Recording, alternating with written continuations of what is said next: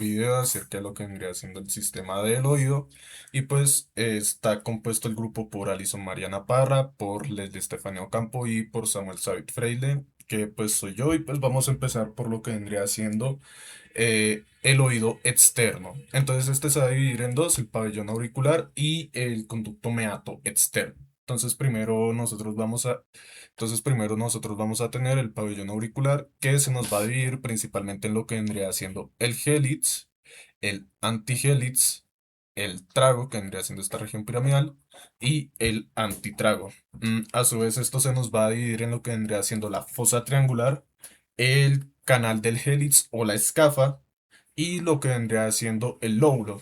Hay que entender en general que esta parte del pabellón auricular externo y en general el conducto meato externo está compuesto por lo que vendría siendo cartílago. Este cartílago, pues en el conducto, en el pabellón auricular externo se nos va a dividir en lo que vendría siendo la parte más extrínseca y la parte más intrínseca. Este cartílago en sí se nos va a dividir, va a ser especialmente clasificado en lo que vendría siendo cartílago auricular. Entonces, bien, ahora vamos a seguir por lo que vendría siendo músculos, arterias y la inervación de tipo nerviosa. Entonces, primero vamos a empezar por las arterias, que principalmente nosotros tenemos la arteria auricular posterior y la arteria auricular anterior. Principalmente lo importante acerca de esta auricular anterior es que esta va a provenir de lo que vendría siendo la arteria carotidia externa y también va a provenir de la arteria temporal auricular. Entonces ya con esto también hay que entender de que tenemos una parte que es la inervación nerviosa. Principalmente esta parte de acá, de mitad del hélix, por donde yo estoy redondeando acá, va a ser inervada por lo que vendría siendo el nervio trigémino. Esta parte un poquito más de afuera que yo estoy señalando va a ser inervada por lo que vendría siendo el plexo cervical o el nervio auricular mayor. Y esta parte un poquito más interna de acá vendría siendo inervada por lo que vendría siendo el nervio facial. Ahora bien, también hay que tener en cuenta que en la parte del conducto meato externo, que ya vendría siendo el canalcito, este también va a ser inervado por el nervio trigémino. Ok, entonces ahora siguiendo con lo que vendrían siendo los músculos, primero nosotros tendríamos el músculo auricular superior, que pues ahí se nos está mencionando, voy a tratar de no presionarlos para temas de el video. Luego nosotros tenemos el músculo auricular anterior que vendría siendo esta acá adelante y el músculo mayor del hélix, que es como la parte más prominente de este mismo hélix. Ahora bien, nosotros también vamos a tener los músculos auriculares posteriores que luego se van a unir en este. También nosotros vamos a tener el músculo transverso, que no sé si se logra observar por acá, el músculo transverso de la oreja. Y también por último nosotros vamos a tener estos músculos que van a estar más escondidos, que vendrían siendo los músculos oblicuos de la oreja y el músculo transverso de la oreja, que pues nos van a inervar estas partes de acá. Y bien, ahora por último vamos a examinar lo que vendrían siendo el conducto meato externo. Pues primero tenemos de que estos se van a dividir en tres partecitas, la parte más lateral, la parte más medial y la parte más interna. Esto más que nada vendría siendo como una sectorización del conducto meato externo. Ahora bien, nosotros tenemos de que este va a estar compuesto de cartílago en general, que nos va a vivir también en estas zonas, a pesar de que la imagen no lo muestra. Vamos a tener también grasa y en especial lo que nosotros vamos a tener dividiéndonos, los que vendría siendo los huesos, primero nosotros tenemos la región mastoidea, que vendría siendo esta parte de acá abajo, y la región temporal petrosa del hueso, que vendría siendo esta región más de arriba. Como nosotros tenemos aquí también, ahí. Aquí también vamos a ver lo que vendría siendo un poquito más cómo entra esta parte de afuera para la parte de adentro y pues acá nosotros vamos a encontrar un poquito más los músculos, que en sí no es una región que sea tan prominente en todo esto. Después de que mi compañero explicó el oído externo, ahora voy a continuar yo con el oído medio. El oído medio se encuentra dentro de la porción petrosa del hueso temporal y es un espacio lleno de aire que se encuentra entre el oído externo y el oído interno. Su función principal es transmitir las vibraciones de la membrana timpánica hacia el oído interno. Para hacerlo, cuenta con una cadena formada por tres pequeños huesillos, el martillo, el yunque y el estribo, de los que hablaremos más tarde. Además, el oído medio también participa en la regulación de la presión gracias a la trompa auditiva.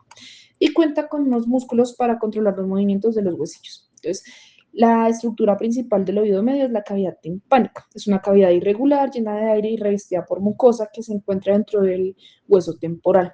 Podemos reconocer diferentes regiones. La parte central corresponde a la cavidad timpánica propiamente dicha y por encima de ella encontramos el receso epitimpánico, donde se encuentra principalmente la cabeza del martillo y el cuerpo del yunque. Para comprender mejor sus relaciones podemos estudiar la cavidad timpánica a partir de sus diferentes paredes.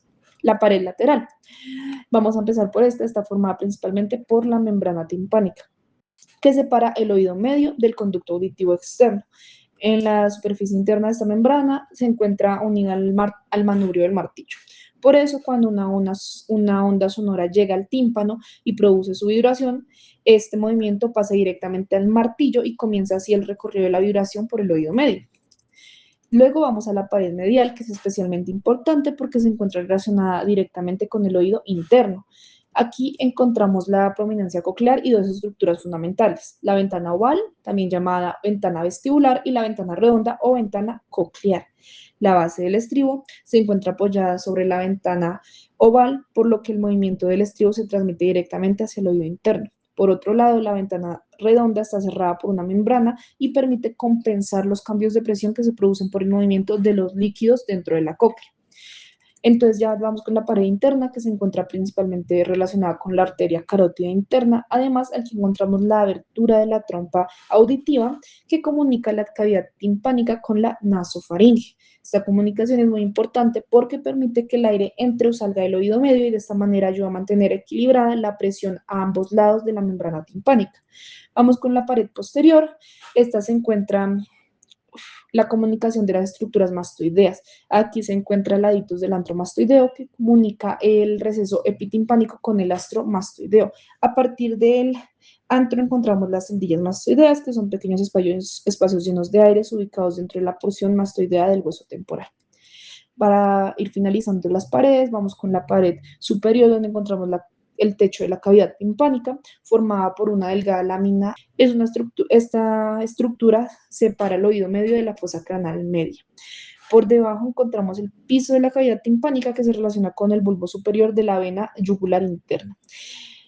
Ahora podemos pasar a las estructuras más importantes para la transmisión de los sonidos: los huesillos del oído. Dentro de la cavidad timpánica encontramos tres: el martillo, el yunque y el estribo.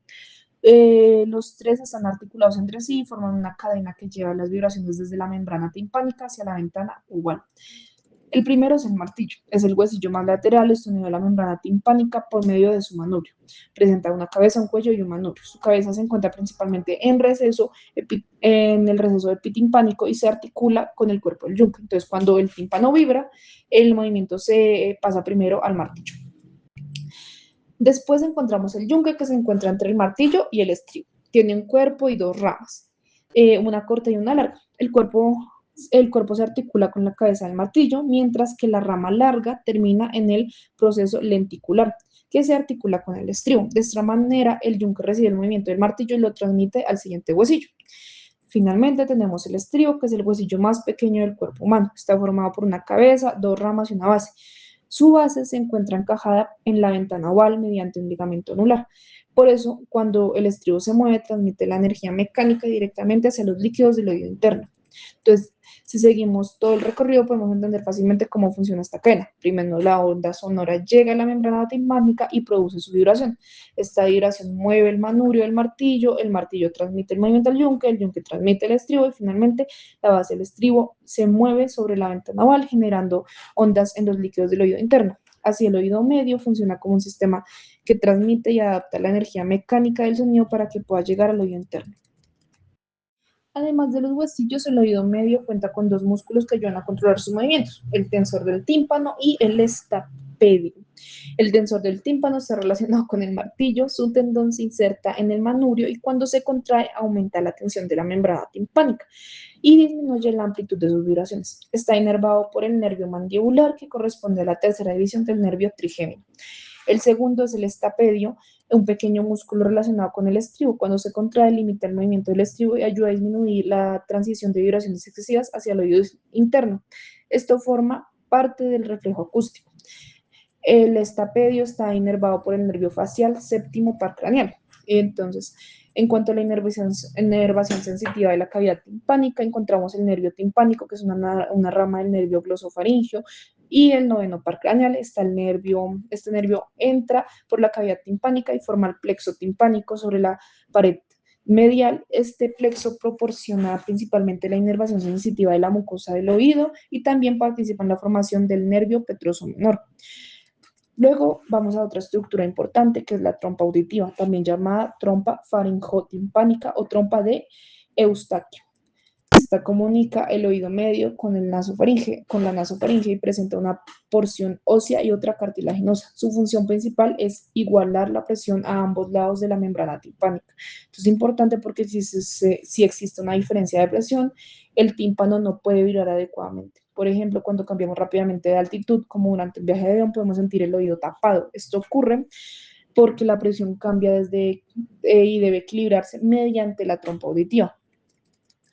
Finalmente encontramos las estructuras mastoideas que están relacionadas con el oído medio. El antro mastoideo, las celdillas mastoideas con espacios llenos de aire ubicadas en la porción mastoidea del hueso temporal. Estas estructuras se comunican con el oído medio y están revestidas por mucosa. Esta comunicación es clínicamente importante porque una infección en el oído medio puede extenderse hacia la región mastoidea. Entonces, aquí terminaríamos toda esta parte y para resumir todo el recorrido, el sonido llega primero a la membrana timpánica, el que comienza a vibrar, esta vibración pasa al martillo, luego al yunque y finalmente al estribo. La base del estribo se encuentra sobre la ventana oval y su movimiento genera ondas en los líquidos del oído interno. A partir de aquí dejamos el oído medio y entramos al oído interno.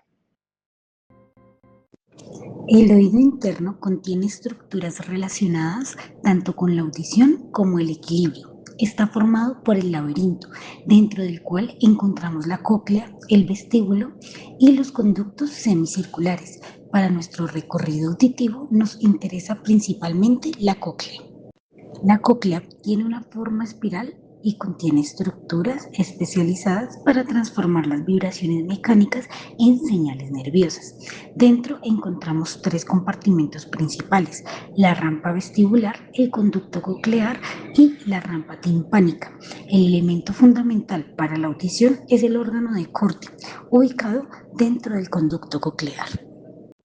El órgano de Corti contiene las células receptoras de la audición, llamadas células ciliadas. Cuando el estribo mueve la ventana oval, se producen movimientos de los líquidos de la cóclea. Estos movimientos generan desplazamiento de la membrana basilar, provocando el movimiento de las células ciliadas. Como consecuencia, se genera una señal eléctrica que puede ser transmitida por las fibras nerviosas. Las señales generadas por las células ciliadas son transmitidas hacia las neuronas, cuyos cuerpos celulares se encuentran en el ganglio espiral de la cóclea. Sus prolongaciones forman el nervio coclear. El nervio coclear se une al nervio vestibular para formar el nervio vestibulococlear, que corresponde al octavo par craneal. El nervio vestibulococlear es un nervio sensitivo y está formado por dos componentes: el nervio coclear relacionado con la audición y el nervio vestibular relacionado con el equilibrio. Ambos componentes atraviesan el meato acústico interno para entrar en la cavidad craneal. Posteriormente, sus fibras llegan al tronco encefálico. Las fibras del componente coclear llegan principalmente a los núcleos cocleares dorsal y ventral, ubicados en la región del puente y bulbo, en la unión frontovulvar. A partir de estos núcleos comienza una vía auditiva central mucho más compleja, en la que las fibras ascienden hacia diferentes núcleos del tronco encefálico. Desde los núcleos cocleares, la información auditiva continúa hacia diferentes estructuras del tronco encefálico. Una estructura importante es el complejo olivar superior, relacionado con el procesamiento de la información proveniente de ambos oídos. Posteriormente, las fibras ascienden por un lenisco lateral y llegan al colículo inferior, localizado en el mesencéfalo. Desde el colículo inferior, la información continúa hacia el cuerpo geniculado medial del tálamo. Finalmente, las fibras salen del cuerpo geniculado medial mediante las radiaciones auditivas y llegan a la corteza auditiva. El recorrido termina en la corteza auditiva primaria, ubicada en el lóbulo temporal, principalmente en las circunvoluciones temporales transversas a Helsch. Aquí la información auditiva es procesada y podemos interpretar las características del sonido. Por lo tanto, este recorrido completo que hemos seguido es onda sonora, pabellón auricular, conducto auditivo externo, membrana timpánica, martillo, yunque, estribo, ventana oval, cóclea, órgano de Corti, nervio coclear, nervio vestibulo-coclear, núcleos cocleares, complejo olivar superior, lenímsco lateral, colículo inferior, cuerpo geniculado medial, radiaciones auditivas y finalmente la corteza auditiva primaria. De esta manera podemos entender la audición como un proceso en el que una onda sonora se transforma primero en una vibración mecánica, después en un movimiento dentro de la cóclea y finalmente en una señal nerviosa que viaja por el nervio vestibulococlear hasta alcanzar la corteza cerebral. Y el oído interno transforma estas vibraciones en señales nerviosas que finalmente son procesadas en la corteza auditiva. Este es el recorrido completo de la vía auditiva.